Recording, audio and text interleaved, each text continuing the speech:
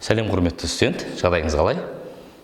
Бұл неге бір телефон ұстап тұр деп ойлап жатқан боларсыз. Бүгінгі сабақ, яғни бұл, бұлар, анау, аналар.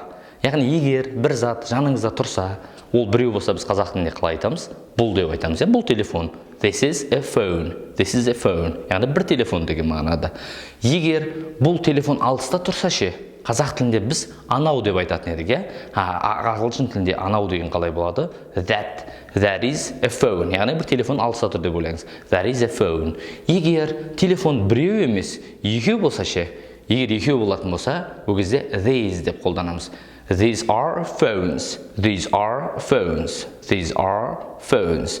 Егер екі телефон менен алыста тұратын болса, ол кезде қалай қолданамыз? Those are phones. Those are phones. Those are phones. Яғни түсінікті болғандай, егер жаныңызда бір зат тұратын болса, оны бұл деу үшін this-ті қолданамыз.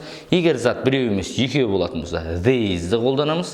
Егер зат біреу болып алыста тұрса, that-ті қолданамыз. Егер алыста тұрып екеу болса, those-ті қолданамыз.